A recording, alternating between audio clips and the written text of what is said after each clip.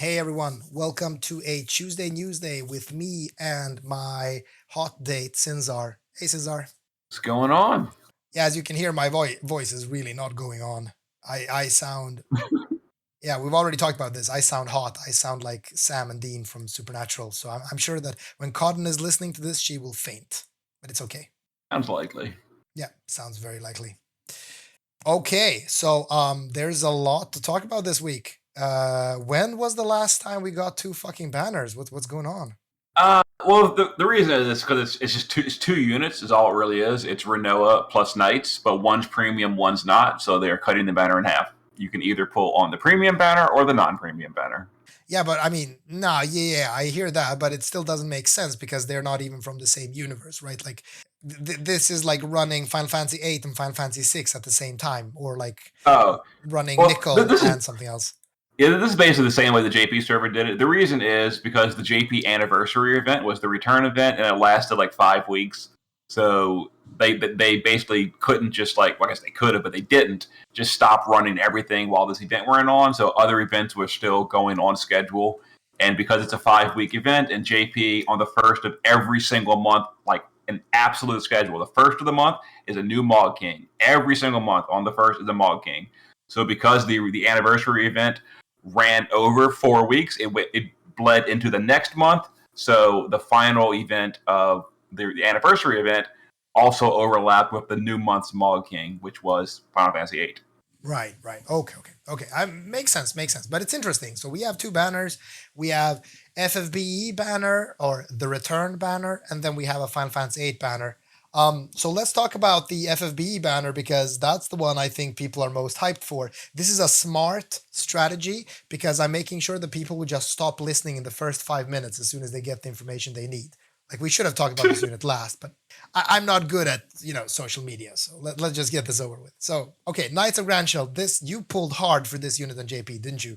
I did. My pulling in JP is one of two things. Either I pull for like a favorite of mine, like Sephiroth or something, or I will pull for what I perceive to be a big power creep from what I pulled for before. So in JP, the last thing I had pulled for was the Sephiroth Tifa banner. Then I skipped everything for like 6 months. And then at that point, I was starting to feel that Sephiroth was slightly showing his age in events and EX battles. So I'm like, okay, it's time for an upgrade. Knight to Grandshelt finally came out. He was pretty clearly an upgrade, so I pulled for him. Okay, all right. And then I got trolled the next week. Yeah, you've told this story before, right? Like, the next DV was light immune, so fuck you. Okay, but well, I guess we answered one of the things, right? This is a light-based DPS, right? But it's not an SLB unit, so holy shit, what's going on? What's happening? There's an ALIM unit that's not SLB. It's not quite Brave Shift either. It's Trance Shift. So yeah, it's like the midway point. Yeah, but you can still have 2 gear sets on the unit, right? Like, you can do full evasion and resistances in base, and then DPS in wherever the fuck you do DPS. Yes. Okay, but that's pretty cool. I still I've said this before, but I really don't like the SLB mechanic. I think it goes against what NVs were created for, honestly. So yeah. Okay, so what can you tell us about this unit then? Like, what do, like, should we say they? Like, it's technically Lassworm and Rain in a single unit, right? I guess technically speaking, but I guess kind of. Yeah, so that's pretty sensual to begin with. Like, if you think about it, Rain is inside of Lasswell. Or maybe Lasswell's inside of Rain. You ever think of it that way? Could be. Like, maybe this is the first time 2 men have been inside each other at the same time. Actually, no, that's still doable. Okay, never mind. Sorry, we're way off track. Okay, listen. It's Lasswell and Rain. They have fused to become super powerful. So, and they have a huge sword. Mm-hmm. So he's a great sword user. His shifted LB does hit twice, so it doubles down on damage. He is locked to light element. He's getting the global upgrade, and they previewed it. So the upgrade is the shifted LB, and it's still a light locked LB. So the upgrade is pretty clearly going to be a modifier boost. Okay. Which is fine and all. They're pretty good in Dark Visions, especially if we get the global. If global continues to make Dark Visions non-elemental, which would be even better. That way you can use any element you want. In JP, most of them are locked, and he would still come to Dark Vision's fight, even though it would be wrong element because his damage is really high. Yeah, so let's talk about the damage. Like, what are the modifiers we're looking at here? In JP, it was 370 baseline, and then because at high end you always use Tyvis's SDMR, it was basically 400x LB. It's pretty high. That is very high. And on global, it's probably going to be even higher. Now, as far as how much, they unfortunately don't give you that kind of detail, so we'll see that on Thursday. But so it'll be even higher. As comparison, Esther is either 370 or 375. Someone in the chat can tell me which one it is. It's one of those. It's either 370 or 375, and she can't use Tyvis's Spirit. So even right out the gate from JP, he was already out damaging Esther. Oh my God, this is Esther and Xeno all over again. Esther gets power crept like 2 weeks after her release. Well, to be fair, Esther is non-elemental. Knights are locked to light element, so that is kind of a really big Chad deal. is going to start defending Esther immediately, so don't worry about that. Okay, but although I can say just as one little side note, Knights of Grandshelt will not be trolling your team with a fucking shitty field. Yeah. Yes. Yeah. Okay. Yeah. No. Okay, but it's a very powerful unit. Obviously, next step in power level. Very powerful in GL. Like, what would make this unit even more desirable would be, like, imagine if it was released during a clash of wills where anyone who doesn't have Chow has a hard time filling morale, meaning that non-morale damage dealers are actually very valuable. That would be pretty cool, right? He actually didn't even need an upgrade. Just based on his literal copy-paste from JP, he would already be exceptionally good in this Clash of Wills. Because as you say, he does not need the morale bar, and he burst very, very hard of a proper element. So even with no upgrade, he would be very good for those players that don't have Chow for the current Clash of Wills. Now, because he's getting upgraded, he may be, better than some of our top guys. We don't know. It depends on the extent of the upgrade. But so he's a hard hitter. So what's your plan? Like, are you going in? I'm thinking at this point, what I'm thinking maybe I'll do is the same thing I did for Dark Rain, is I'll potentially just pull for one copy and then stop there, just like Dark Rain. That way I don't feel like I'm wasting shard dungeons when they roll around. I can put them and get the card over time. As far as EX3 on day one, almost certainly no. You never know. Maybe when I'm going for my one copy, I get like a 3-in-1 pull, and then I get hyped and I go further. Yeah, that happens all the time. It could happen. Yeah. But the plan is probably one copy and then walk away. Hopefully it's not all the way to pity, because then I'd be extraordinarily sad. But we'll see. Yeah. But so I guess one of the things to mention here, and I'm not sure we actually mentioned it properly, but this is a premium unit. So Knights of Grandshelt is a premium unit, but since it's not an SLB unit, that's actually, like, it's kind of like with Sephiroth. You're much better off having an EX1 Sephiroth than you are having an EX1 Tyvis or Auron, because you can still burst however the fuck often you want, but you're not getting the card, you're not getting the passive stats, right? And it's the same here. The only difference, I guess, is that the card is really, really powerful. And that's like, even people that don't care about Knights of Grandshelt at all, they care about the card. So should we talk about the card? Yeah, the card is exceptionally strong. It's and the reason it's so strong is mostly because it's effectively unlimited. Like Sephiroth's card and Auron's card and Tyvis's card, they're all great cards, but there's a really narrow list of units that can actually use them. This one can be used on basically everything. As long as it has the physical attacker tag, it counts.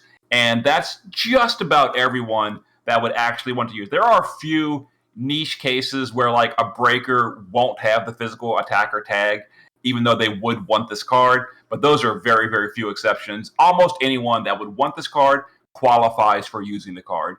And yeah, to this day in JP, it is still the best physical card. I guess you could possibly make an argument for the new Titus's card, but at worst, they're equal to each other. So let's talk about the juiciness then. Why is it so strong? Well, holy shit. Okay, first of all, it has 80% attack and 100% LB damage on it. That's nice. That's okay, right? That's pretty good.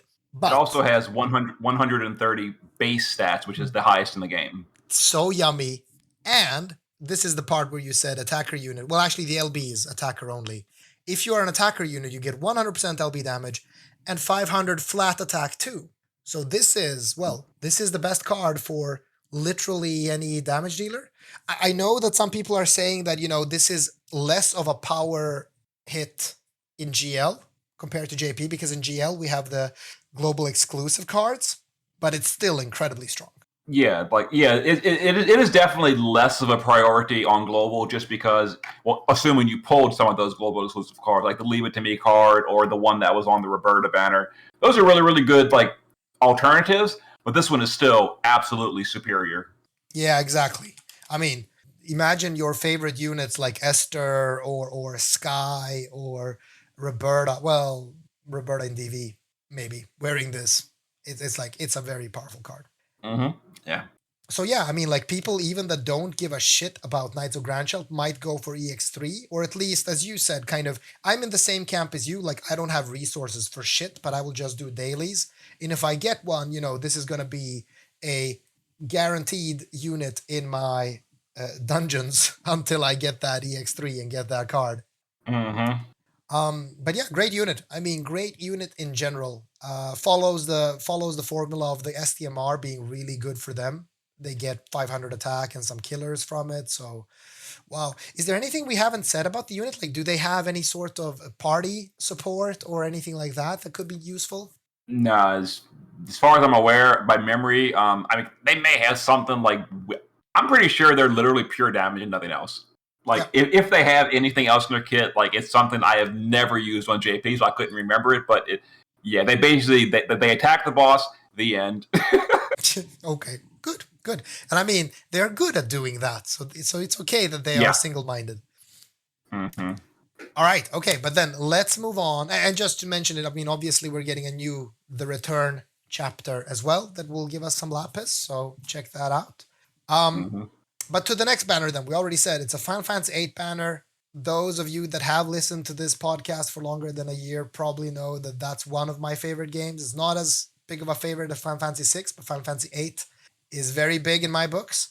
So I was hyped when I heard that there was a Final Fantasy VIII banner coming in JP. I was hyped, but I was a bit disappointed at the unit they chose to mainline. So the main unit is Rinoa and Angelo, and then we're getting a Squall NVA, and I'm not sure how I feel about that. So you're saying you'd prefer Squall to be the star of the show? Yes, or I really like that Rinoa is here.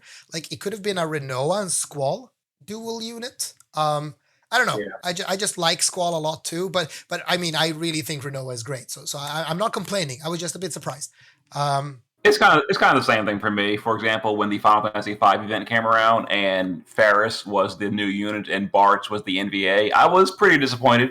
I gotta be honest. I was upset. Well, I'm not super disappointed though. I still think Rinoa is cool, and I mean, obviously, if you've ever played Final Fantasy VIII, Rinoa is definitely the female protagonist, and so I don't mind it at all. Also, the sprite is really fucking good looking. So let's talk a bit about her. Are you gonna disappoint me here? Is she gonna suck? She doesn't suck. It's not that she's bad. It's she is definitely not meta. Her damage is a little low. She was comparable to Dark Rain in JP. But Dark Rain on Global got a massive buff. Rinoa is not getting a buff. Right, because Dark Rain got the extra stats. Yeah. Mm-hmm. Yeah, so her damage is very mid-tier. She's got a lot of wonky setup. It's a little quirky to use. Units like Pause at EX3 even out damage. Rinoa for burst damage. So her damage is not really that great. She does have a few utility. It's really not that good. It really is. So Pause out damages her. Wow, that's really weird. At EX3, Pause will burst harder than Rinoa. It's kind of and then from there it just gets worse. As the other units are doing. So is she element locked?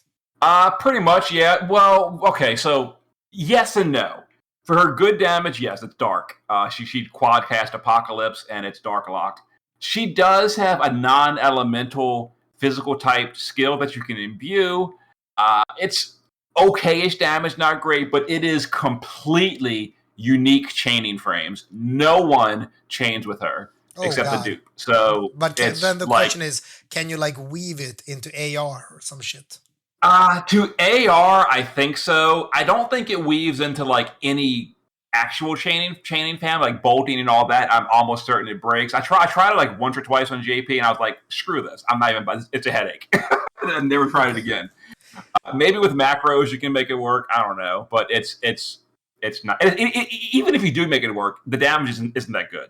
Oh, but That that's like such a her real shame, damage. though. Yeah, her real damage is quadcast in Apocalypse after stacking all the modifier boosts. So That's why like, she's a little irritating to use. so would you ever say like you would bring her to a DV magic stage if you don't have mages of the actual element? Like, would it be worth bringing her If and it's reviewing her? if it's a DV, oh, you mean like for her goofy chain skill? Yeah. Probably not. Honestly, you'd bring something like I don't know, Dark Rain. Okay. All right. But no, I don't know. Yeah, so her damage isn't really there. The big selling point Rinoa has is the field. She has the Diablos field. It's the Imperil Dark field, and it's the only one. So Oh, yeah, okay. and also it's a left side only field, meaning you can stack that with a dark amplify field. So that Ooh, in that scenario, it's a really good boost for your other dark damage dealers. But you bring her as like a support unit. And in that nice. scenario, she has some value. It's pretty nice. That's pretty cool. That's pretty cool. Well, it's something, and I mean, like, of course, like Final Fantasy VIII is really not a fan favorite Final Fantasy, honestly, and therefore it's also like a weird thing that they're also making the unit maybe subpar. Um, but I have a question. So in her base, it's Rinoa and her dog Angelo. Like, are they tag chainers or what's going on? I think they are a tag chainer. Honestly, I don't.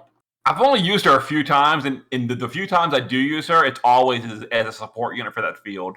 I can open her JP page real quick. I No, no, think no. she might be a tag.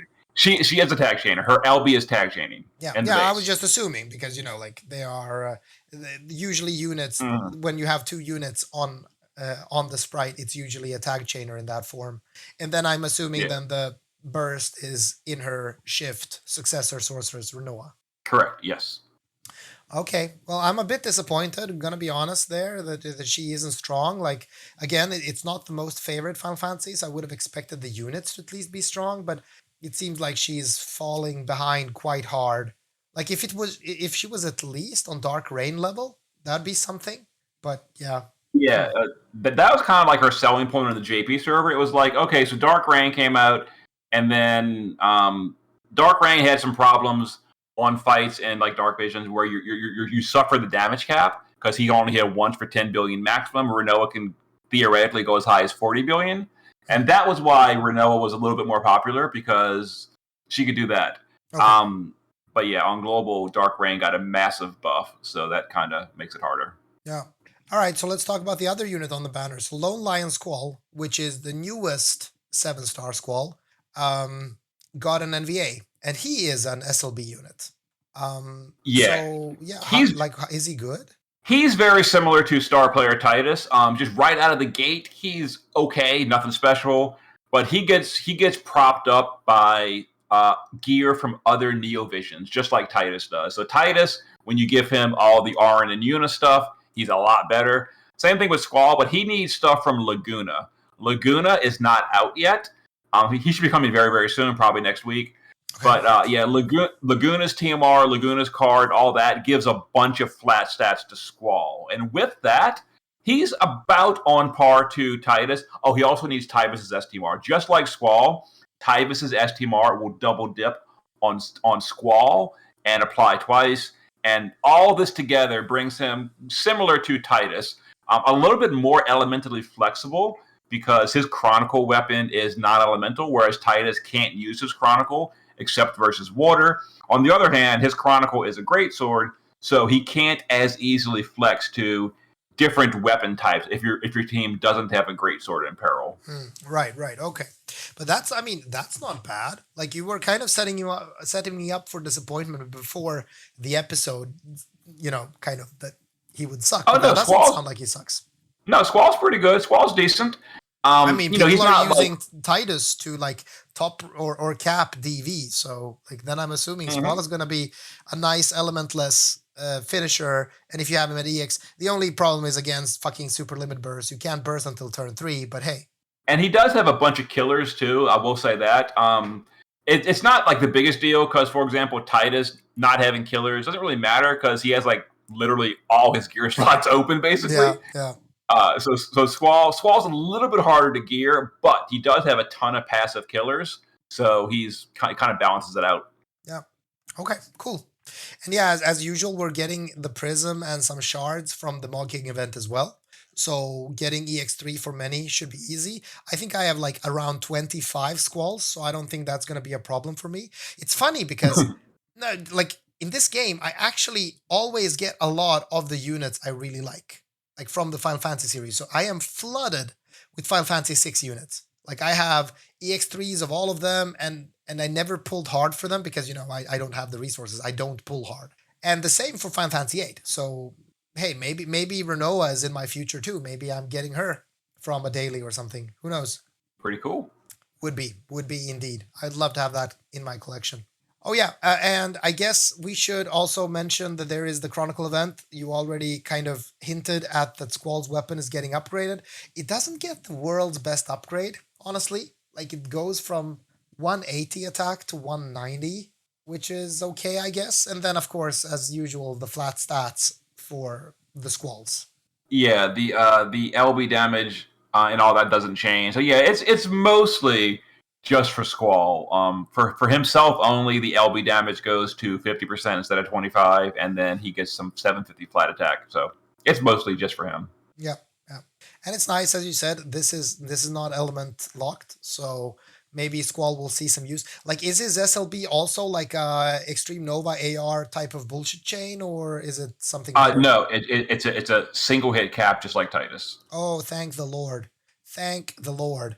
It also has a defense and spirit break. Like that's always nice. It does, yeah.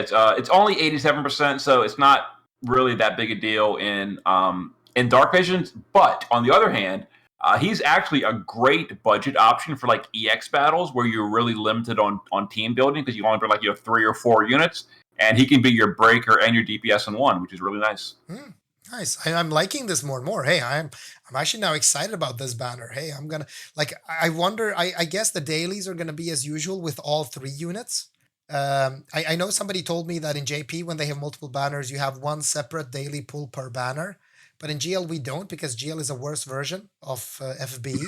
So we will probably just have like fucking Knights of Grandshelt together with Rinoa and Squall, or Rinoa and Knights of Grandshelt. I guess Squall technically has a 7-star, but okay, Yeah. I'm excited about this. I think this banner is going to be fun. Hey, Final Fantasy 8. I love it. I'm going to pull for it with my dailies if I have the lapis. So do you like? So is it that you like Rinoa, or do you just like the series? Period. No, I like the game. I think the game is great. Like it has big gameplay problems. So I understand why it's not a fan favorite, but I think it has a beautiful romantic fantasy story, and like it's a really good game story wise. It's just shitty mechanic wise. So it's a And really hard sell. It's a hard sell to make. Like I played this when it came out. I was starving for a new Final Fantasy. So at that point, 15-year-old me didn't give a fuck about the shitty spell system. so in that case, I would recommend you might, if you want to just pull for the series. Period. You might want to wait until the Laguna banner because the Laguna banner is, I would say, a lot higher value than this one. So But what are we like if we look into the crystal ball? What are we expecting on the Laguna banner? well, if you look at the fine print on the Renoa banner, it says like absolutely Zell is being released next week, which basically means we're getting the part 2 banner next week, which is Laguna, Kyros, and Ward. So Okay. probably next week. Okay. Yeah. Oh, you mean what units is it? No, Oh, I was it's just it's thinking like is it because I'm oh, probably okay. gonna do dailies anyway. I am gonna do the dailies for Okay. both banners because in the dream world I would obviously both get Renoa and Laguna, but Yeah, makes sense. But that's gonna be good, and I do like Rinoa a lot. Again, I think her sprite looks really good. Her shift looks amazing with the wings and everything. Like I would not like I would be very happy if I pulled her, and she would be in each one of my DD teams. No cap. That's what the kids say, right? No cap. No cap. You mean you're not going to be able to cap with Rinoa in the party? Okay, that was good. That was actually good. Okay. Yeah, that was actually good. Okay, but yeah, I guess that's the content for this week, right? Pretty much. We get a season 4 story update, and they did say on the season 4 information, next week they're not. I'm not sorry. Next month they're not going to be able to put out a story update at all because it's being either canceled or delayed until late June. So they gave us early warning for that. Oh, interesting. But other than that, yeah. If I had to guess, I would say it's probably due to Shally passing away because she was the team lead for the translation team. Oh. And because the translation team is the ones that basically do all the story updates, they're probably like restructuring or something. I'm just guessing here. I don't know. But that seems to be the most sense about why we would get a delay of story translations. Is probably that. All right. A shame. Okay. All right. Well then, I guess thank you for this week, Sinzar. Glad to be here. And good luck in pulling if you're going for Knights of Grandshelt. I'm considering it. Yeah, you're gonna pull for it. I mean, we're gonna have a pull video from you on that day. Don't pretend like anything else is gonna happen. I really do think it's the smart play to pull at least one. I really do, because otherwise, in 2 months we'll get a shard dungeon and I'll like be running like Oliveira because what else am I going to put in there? Yeah, no, I get it. I fully agree. All right, well then, thanks everyone for chilling this week, and see you all next week. Later.